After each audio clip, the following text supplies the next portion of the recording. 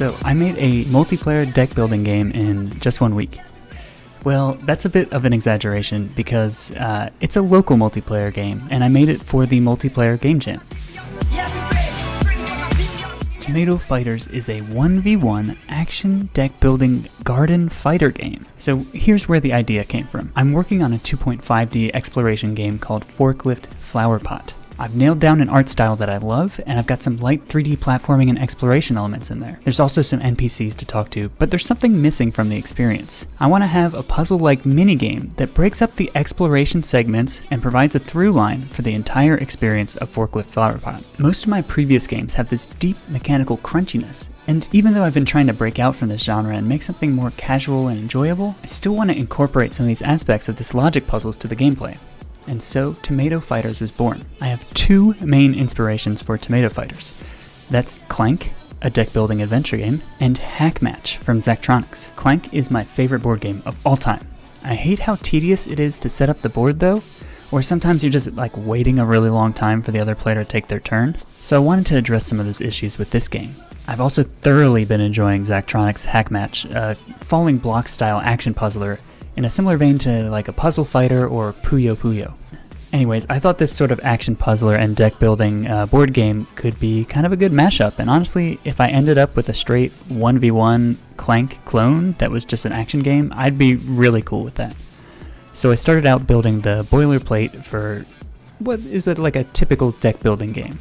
I pretty quickly ditched the dungeon delving, treasure grabbing, press your luck aspects of Clank, and while they're great and lead to some extremely tense game endings, I thought it would be simpler and less derivative to just make a chess-like board where players would be vying for points. I did pull inspiration by boiling some of the Clank designs down into the board itself.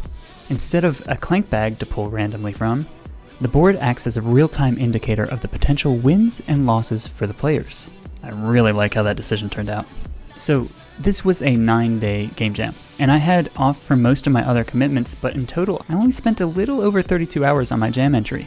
Some of you know that I obsessively track my work hours, and here's the excerpt from my work log as I worked on this, and here's kind of a graph of my hours on this project over time. Tomato Fighters takes place over 3 phases: the action phase, the draft phase, and the scoring phase. In the action phase, you draw and play 5 cards. Cards can give your character resources or alter the terrain where your flower pot is on the board. Switch between your hand and the board to carefully execute your plan. In the draft phase, you use your resources, which are banked rain tokens, to purchase new cards for your deck. And finally, in the scoring phase, a random tile is chosen for scoring. If a player owns the tile, they gain 1 point along with the modifiers on that tile.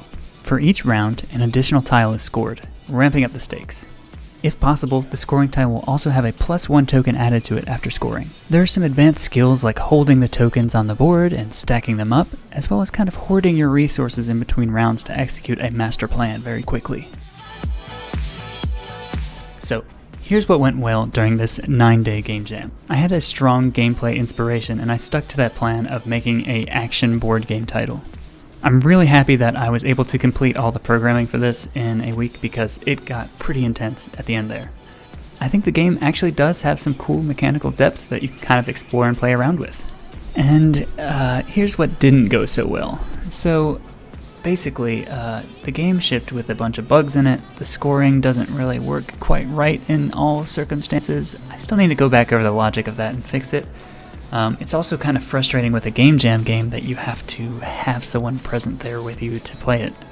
It's in browser, which is a great plus. People like to play the in-browser games on itch, but you have to have a friend, which you know, it's kind of hard. Also for me, for like playtesting it was kind of difficult because not all the time everyone wants to play like a broken game with you. So yeah, there was that.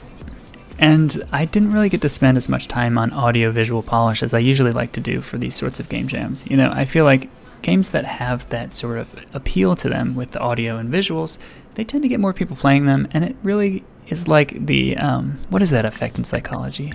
Psychological effect, beauty on other traits. The halo effect. So if you make a jam game that looks really good, people will think it's a little more fun than it maybe actually is. Like, you know, the same game with programmer art is just kind of, people are like, oh, the game wasn't very fun. But if it's got great particles, great game feel, then sometimes people think the game is better too. So that's it. Go ahead and follow along if you enjoyed this devlog and want to see more of this sort of thing. I'm going to be making more updates regularly about my long-term projects, as well as doing some more fun jam stuff in the future. So thanks so much for watching. See you later.